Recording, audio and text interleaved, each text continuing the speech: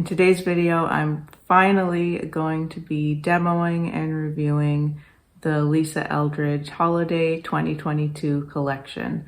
I bought basically the whole collection. I bought all 5 of the new eyeshadow palettes that she's brought out, and I also bought all 5 of the new velvet lipsticks, and I bought 1 shade of matching lip liner that I'll be showing you as well today. And before we get into the video, I just want to remind you, if you enjoy this video, if you like my content, please consider subscribing to my channel. I would love to have you here. And if you want to see all about the LISA ELDRIDGE Holiday 2022 collection, just keep on watching. So before I get into demoing and reviewing all of these products, I just want to say a little bit about my experience of ordering this collection and waiting for it to come to me. Some of you may know that there were quite a lot of difficulties with some people getting their orders in this latest launch. It's unclear exactly what went on, but it definitely seems that a lot of people who placed larger orders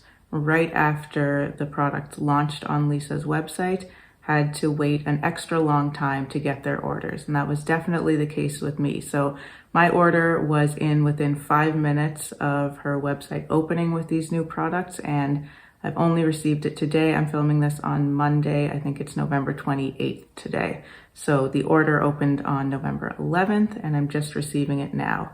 Now, half of the problem for me is that I live in not a major city. I'm in Canada, so LISA ELDRIDGE products coming to Canada come all the way from the UK, and they're shipped with DHL.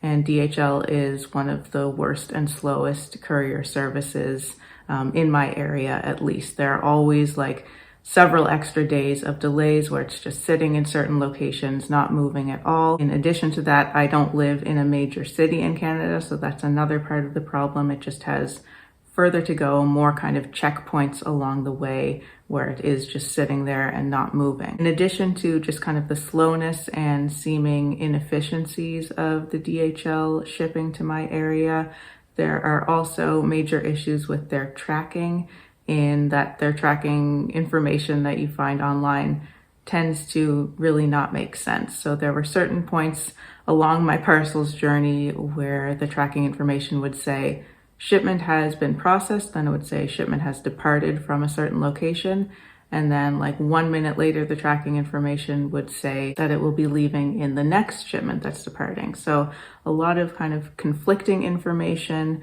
When you call customer service, they're not very helpful. They basically are just telling you whatever you can see in the online tracking and aren't really able to explain further the discrepancies that are going on there and the confusion that is appearing in the tracking information. Their online tracking also seems to not be updated in real time, so it could be sometimes even 12 hours before you're seeing a certain scan, the checkpoint actually showing up on the online tracking. The experience with this parcel coming to me is definitely the worst that I've had with DHL, and this even said it was out for delivery at 8:15 on Friday morning, and it just never appeared on Friday. The tracking information never updated over the weekend, and then I got an update finally this morning, Monday morning, that it was out for delivery again, and thank goodness it finally came to me today. So that was half of the issue with this launch, but the other half was on the LISA ELDRIDGE side of things. There was definitely something weird going on with the processing of their orders. They were not processing them in the order that they had been placed. People who placed orders days after I did received their parcels in the first week after the launch, and we're now over 2 weeks past the launch. So there's definitely something weird going on there. They said there were also issues with items not being in the right warehouses and having to shift things around different warehouses, which I believe that, but I feel like if they had been processing orders in the order they had been placed, that wouldn't have been an issue for me. So that doesn't really fully explain the situation to me. LISA ELDRIDGE's customer service is known for being excellent, and I experienced some of that, but I also experienced some not excellent customer service. It took me 3 or 4 emails going back and forth with customer service over the course of the last couple of weeks, trying to figure out what was going on with my parcel, why these delays were happening, and I was getting only limited information in my first couple of emails that, again, pretty much failed to explain why there was such a delay with my order and with a lot of other people's orders. So I was able to find the most information actually from scrolling through the comments on one of Lisa Eldridge's Instagram posts. And I feel like if you didn't have issues with delays with your order coming in, you wouldn't know about any of this. But from having read through those comments, there are a lot of people who are really unhappy with how this launch was handled. And I have to say that I'm one of those people. Later on in this video, I will be reviewing the products as the products themselves, not taking into account any of the negative experiences that I had actually getting the products to me. So I'll be just focusing on the makeup, but I felt like it was important for me to address the negative experience that I had on kind of the logistical end of this release, because it has affected my enthusiasm for these products with that long of a wait and the frustration of going back and forth, not getting clear information, not knowing what was going on with my order or my parcel. That all affected how excited I was for this launch. I was super enthusiastic for this launch at the beginning, but that has definitely waned and been tarnished over the time that I've waited for this parcel to come in. Now, I know this is just makeup. There are obviously much more important issues in the world, but I just have to be honest about my experience with this. And it was a very up and down experience with a lot of frustration and unhappiness on my part.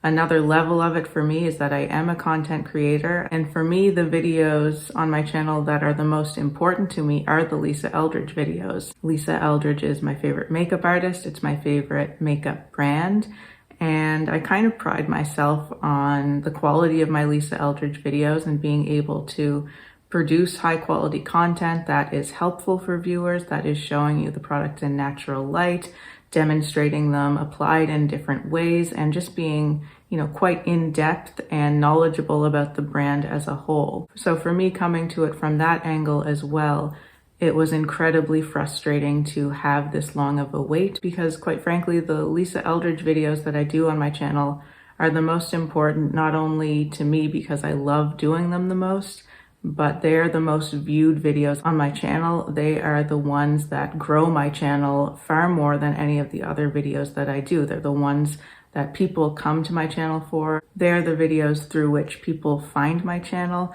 that I get new subscribers, that I get a lot more views, and that plays into the monetary side of this as well. This is a huge investment for me to buy this entire collection, to buy all the new lipstick shades, all the new eyeshadow palettes. If I weren't a reviewer on YouTube, I probably wouldn't be buying these full collections. And of course, it's all my own choice. It's my personal responsibility. I made the decision that I would buy these, and there's no guarantee to the outcome in terms of how your video is going to perform. But I could reasonably think that based on the performance of all of my previous Lisa Eldridge new collection videos, that my reviews of this new collection would perform quite well. But I really don't know what to expect now because I'm so late getting this video up. I had big plans for doing a series of probably 7 videos with this new collection. The first overview video, which you're going to see today, and then I was planning to do in-depth videos on each of the 5 palettes, full swatches, in-depth comparisons with other shadows, and full demonstrations of each of the palettes on its own. I was also planning to do a full video on all of the lipsticks, comparing them to the other Lisa Eldridge lipstick shades. I have the complete collection of Lisa Eldridge lipsticks, so I've enjoyed doing those types of videos in the past as well. But now that it's been so long that I've waited for these products to come for me, there are hundreds of other videos on this collection already, and they've been out for weeks at this point. So I really don't know how valuable any content that I do is going to be. I know there will be certain people who will always appreciate the Lisa Eldridge videos that I do and watch them, and I'm so appreciative to those people, but it is a lot of time and hard work and energy that I pour into these videos. And so if the views aren't matching up to the energy that I'm putting into the videos, then it's probably not worth it for me to do that full series of 7 videos. So that's what I wanted to say. That's the negative side of this video. I really don't like dwelling on the negative very much. I try to focus on the positive as much as possible, but there were definitely aspects of this launch that were very negative and left me with not great feelings. But with all of that out of the way, I am ready to move into the makeup, the most exciting and important part of this video. I also just wanted to let you know I've been completely avoiding all reviews and videos and content on this new collection. I have watched one single video on this collection. It was Beauty Has Been's video on the Sorcery palette. So that's the only video and content that I have consumed. I've been conscientiously avoiding all other content on this collection because I wanted to come into it with my own thoughts, my complete individual opinions, not colored by anyone else's opinions or thoughts on this collection. So I just wanted to let you know that as well. And I have to say, I'm very excited once I'm finished with my videos to go back and watch a lot of other creators' content on this collection because I do think it's a really special and exciting collection from Lisa. And now let's get into the makeup. So I thought it would be best to start out with an eye look before going into all the lipsticks. So I have all of the palettes laid out here, and I'm thinking for today's video, for this first video with the collection, I want to kind of mix and match in between the palettes, and then depending on what you indicate you'd like to see, I may still do an individual video on each of the palettes with more in-depth swatches and comparisons to other eyeshadows that I have. But for today, I thought it would be fun to just kind of mix and match and get a feel for a few of the palettes at the same time. I'm thinking I'd like to focus mostly probably on Cinnabar because that's just the one that I'm kind of vibing the most with today, but I may go in and draw from one or two of the other palettes as well. So I would like to start with the Cinnabar palette and with this shade right here. This shade is called Raw Sienna, and it's one of the seamless mattes. That's the more traditional powder matte formula.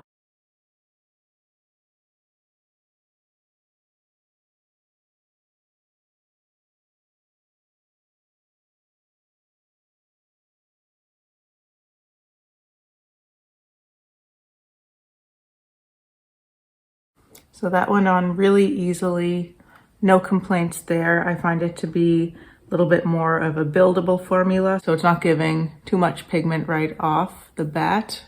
Of course, you could pick up more on your brush to start out with, like I'm doing with this eye now that I kind of know what to expect in terms of the pigmentation level. I just picked up more on my brush in the first dip in, and I'm not having to build it nearly as many times as I did on the other eye. So just from my experience with this seamless matte shade, I can tell that I think this formula will be really easy for beginners to work with because it's not going to be overwhelming in terms of the pigment, but it's not so sheer that you have to keep building and building. It's a good kind of happy medium for a matte, and it looks really nice and smooth on my eyelids. And I haven't put any primer on my eyelids. I just blended a little bit of concealer over my lid, which is what I usually tend to do. I've noticed that Lisa Eldridge has been using one of the NARS eyeshadow primers when she's demonstrating these palettes, and I have actually ordered that. I was able to get it on sale on Black Friday, so that is coming to me. It's one that I've wanted even before I saw Lisa using it, but then once I saw her using it with these palettes, I knew I definitely wanted to try it because it seems to be tried and tested by her with her formulas. So this is Raw Sienna all over the lids, kind of as my transition shade. And I kind of want to try dipping into one of the other palettes. So I'm going to go into the Muse palette now, and I think I'm going to try this one right here, which I believe is Vintage Mulberry. My Muse palette came with the shades all out of order. I think I've got them back in the right order that they're supposed to be, but it was assembled incorrectly when I received it. So Vintage Mulberry is a velvet, so this is the other matte formula that we have from Lisa in this collection. And this is meant to be, I think, more like a cream to powder type formula. When I touch it, it does feel very creamy. And if I'm comparing it to Raw Sienna. Raw Sienna feels quite creamy as well. Those are the two there, but you can see there's a bit more of a sheen on Vintage Mulberry, which is that velvet formula. And I think that the velvet is going to be a little bit more pigmented. You can see how far that swatch went. It is a deeper color though as well, so we have to kind of keep that in mind. Just add a little bit more of the Seamless Matte. Yeah, I think this is going to be a little bit more pigmented, but we'll see how it looks on the eye.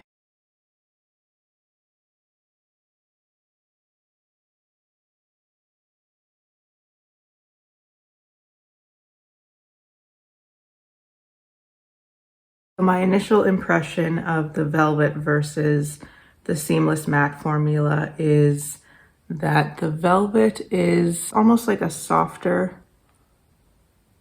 kind of look.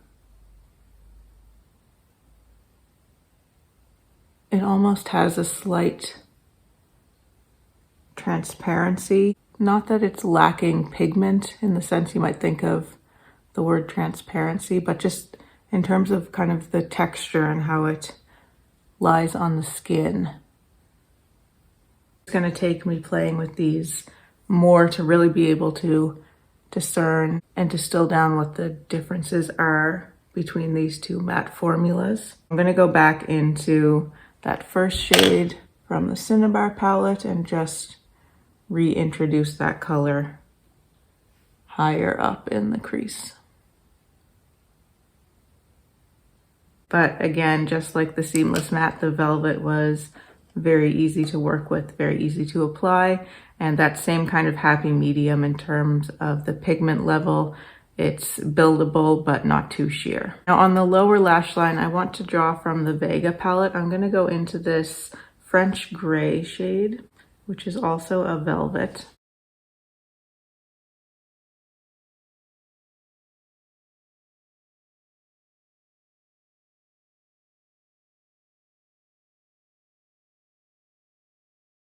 Again, that went on very easily, and I think this color is a perfect color for adding that shadow and contour, but still looking really natural. Now I'd also like to pick up a little bit on sort of the feel or something close to the color that I have in my top here. And the Sorcery palette is the obvious candidate for that. There aren't really any shades in here that actually match this. This is more of a kind of muted turquoise, and these are more kind of emeralds, olives. You've got a more sort of royal blue type shade. But I thought it would be interesting to try and layer this emerald here with that beautiful duochrome on top of it, and just get something that kind of works with the color of my top. I'm just gonna go right in with my finger into the emerald shade, which is called Grotto, and it's a metallic. There it is.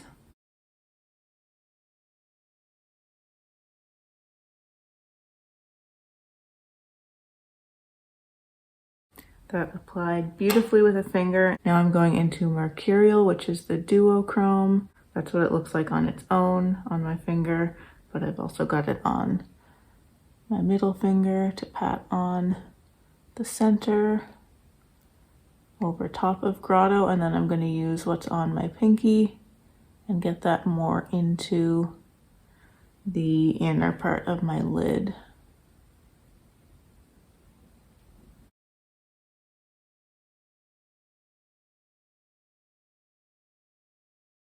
And Mercurial is one of the luminous formulas in this collection. And both the metallic and the luminous that I just used really felt like they were almost sticking to the lid, which is a really nice feeling. It feels like they're gonna last very nicely. I can definitely feel the texture of the luminous shade, so you can actually feel the shimmery pearl particles, whereas in the metallic, it just feels more smooth to the touch.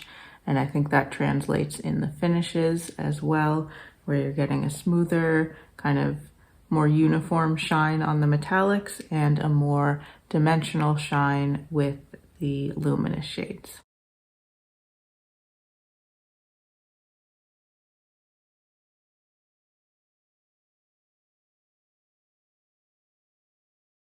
So I've actually just gone in with Ritual which is one of the top coat shades. I meant to go in with one of the Lusters, I think, but I ended up going with Ritual, which is in the Cinnabar palette in my inner corner here. And then I guess I'll go in with the Luster now, which is Taffeta Fan in the Muse palette.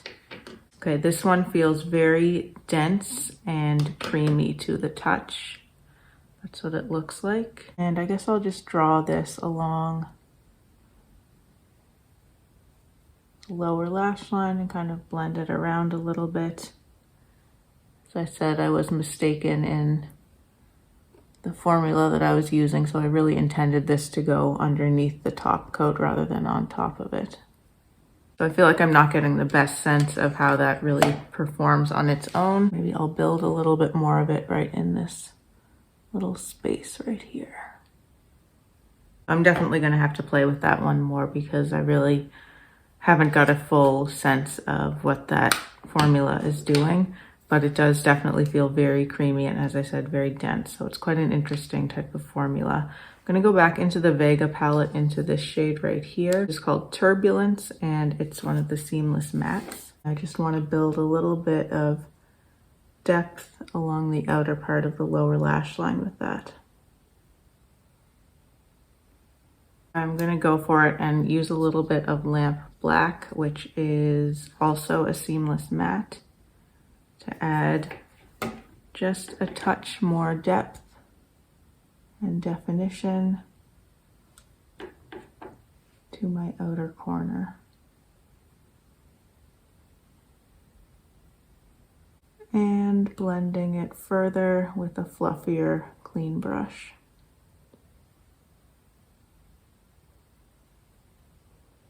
Then going back with the very first shade, I think that was Raw Sienna, just to soften that.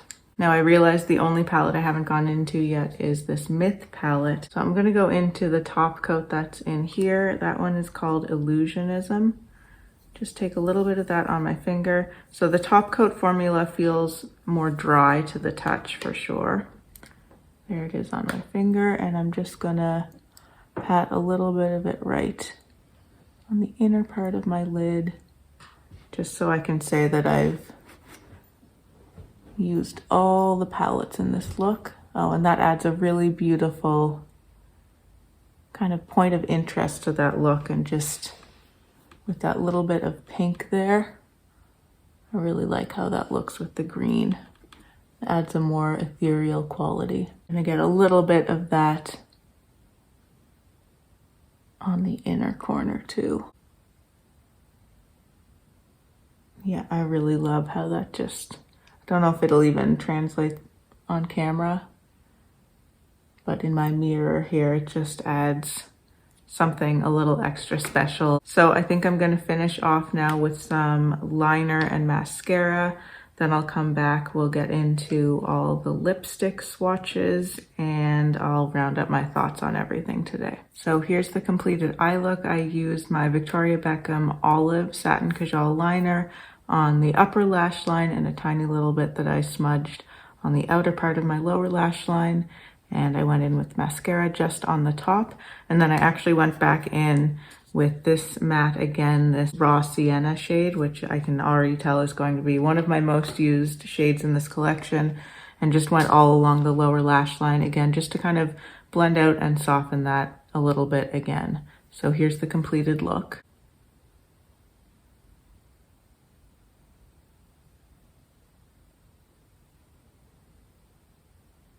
I'm very happy with all of these formulas. I expected I would like them, of course, because it's Lisa Eldridge and I love Lisa Eldridge, but I'm very pleased that these have met my very high expectations.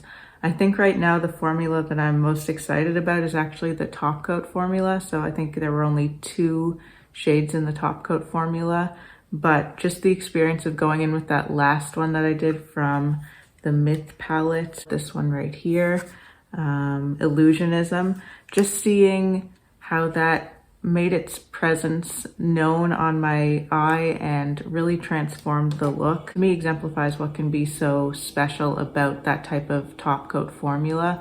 And I find most of the other top coat formulas that I've tried don't have quite the ability to have that super wet look. This is definitely a very wet look, high shine, glossy kind of formula. It has that delicate quality to it, but at the same time it's able to kind of hold its own and not kind of disappear amongst all the rest of the shadows that you have going on. I find often with top coats, they will transform the texture and they'll transform the color as well, but they can be kind of obscuring of the colors underneath sometimes. And that's really not what you're looking for with a top coat. You're looking for an enhancement and a transformation, but not an obscuring of what's going on underneath. And at the same time, this manages to maintain its own presence. The color of it really comes through, but it doesn't muddy up anything else that's going on, and it just adds further enhancement and, as I said, a really beautiful ethereal quality. So I've thoroughly enjoyed my first experience working with the Lisa Eldridge eyeshadow palettes, and I would love to make more content with them, as I said, with individual dedicated videos for each palette where I do full in-depth swatches and comparisons and full eye looks with each of the palettes. So just let me know if that is something that you would still like to see. And now let's get into the lips, and I also want to show you quickly the new velvet pouch. It's been a while since Lisa has brought out, I think 2 years since she's brought out a new velvet pouch, so I was excited to see this beautiful pink one. It's the Velvet Pompadour pouch and is meant to match the color of the Velvet Pompadour lipstick, so that's the first one I'm going to go in with today. Here is what Velvet Pompadour looks like in the tube. And let's get it on the lips. I'm going to start out with more of a stain and then I'll go full on with it. So here's a very light stain of Velvet Pompadour blended into the lips. And let's see it at full pigmentation. And here's Velvet Pompadour full on.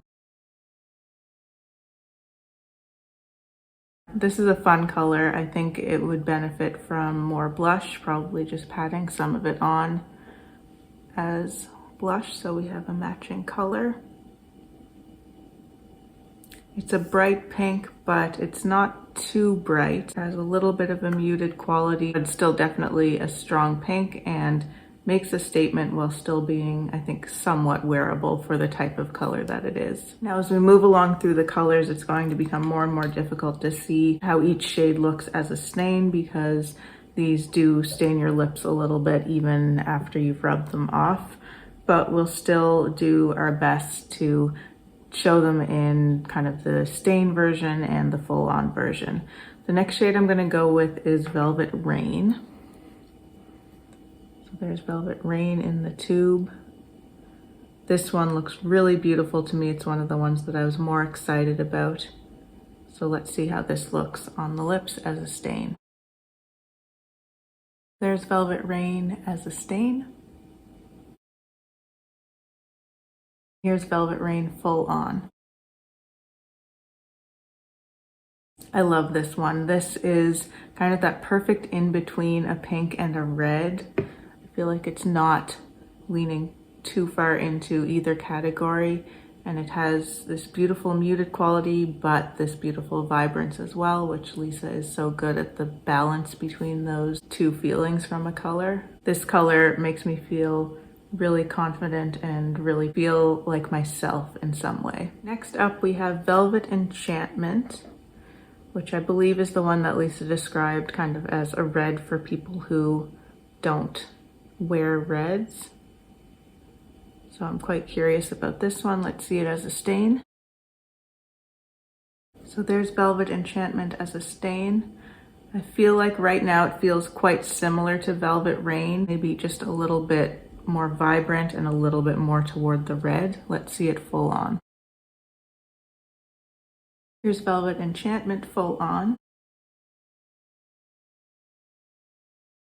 I'll be interested to see when I put up my comparison shots of all of these how this looks against Velvet Rain, because I do feel like it's quite similar and I get a similar kind of feeling of how it looks on my lips, but I think, yeah, it's just a little bit more toward the red side and a little bit brighter than Velvet Rain. This one feels kind of like Velvet Ribbon, just got diluted down a little bit in a certain sense. So another really pretty one. And I feel like so far all of these colors are really well suited to this velvet formula. They look stunning with that kind of blotted look style, which I think the velvet formula is really good at giving. Next, I'm gonna do Velvet Duchess, which is the very deep red in the collection. Normally I would save this for last, but I have Velvet Sorcery, and the only liner I got from this collection was the Sorcery liner, so I want to be able to use those together and do them last. So let's go in with Velvet Duchess as a stain. So definitely a blue-based red. It pretty much looks almost like a pink. You can really see the blue in there as a stain, and let's get it full on. And here's Velvet Duchess full on. It's a nice vampy deep red, but definitely still has a really bright quality and a real vibrance to it at the same time. It does look deeper in real life than it's coming across on my monitor here because of the way the camera is working with the light. So it's looking probably a little bit brighter on your screen where it's looking a little bit deeper in real life. In between shades, I've been going in with my Blundercover from Monika Blunder to clean up around the edges, and now let's get into the last shade. So here is Velvet Sorcery, the first shade that sold out from this collection, and the one that I was most curious about. Let's see how it looks as a stain. That's a very beautiful color. I think that some of the pinks from all of the other shades have definitely stained my lips, so they're still showing through and not really showing the true color of what this looks like as a stain on its own. But I think you can get a little bit of that kind of more muted. It's almost like a very deep mauve. Let's get this on full on and see how it looks. Here's Sorcery full on.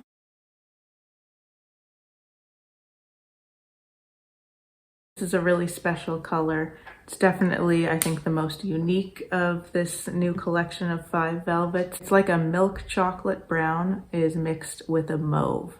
That's what I'm feeling from this color, and I think it's really quite special. I want to see how it works with the matching liner, so let's pull that out and just do a little outlining and defining of the lips with this.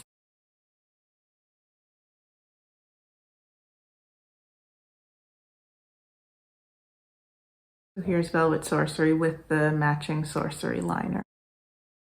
I tap a little bit of this onto my cheeks too, just to pull it all together.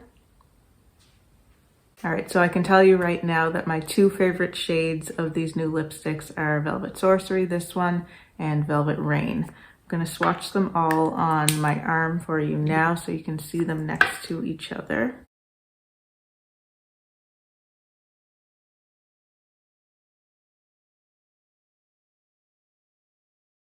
Right, so you can see them all lined up here. These are definitely all in the same family, especially the top 4 here. And then with Velvet Sorcery, it's kind of the black sheep of the family. But this to me definitely looks like an intentional collection of somewhat similar colors with variations on that theme of kind of red and pink, with a little bit of a curveball thrown in with Velvet Sorcery. So from top to bottom, we have Velvet Pompadour, Velvet Rain, Velvet Enchantment, Velvet Duchess, and Velvet Sorcery.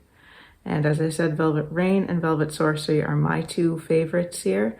And you can kind of see how those colors relate to each other. Velvet Rain, of these top 4 here, I think is the closest to Velvet Sorcery. It just has a little bit more of that kind of brownish, kind of muted quality than these other 3 right here.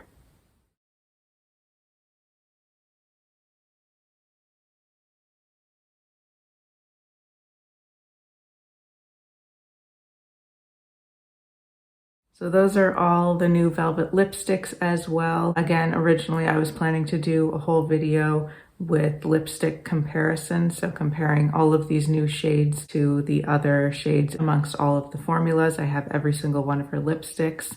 So do let me know also if you would like to see that video, if that would still be something that is useful for you to see those more in-depth comparisons among the whole Lisa Eldridge lipstick collection. So that's it for this video. Again, let me know what kind of additional content, if any, you would be interested in seeing on this collection. If there's enough interest, I'm happy to do any and or all of the types of videos that I've mentioned. Let me know if you have any other questions or comments below. I always love to see those. If you'd like to see more from me and you haven't subscribed to my channel already, I'd love for you to do so. Thank you so much for watching. Take care, and I'll see you in my next video. Bye.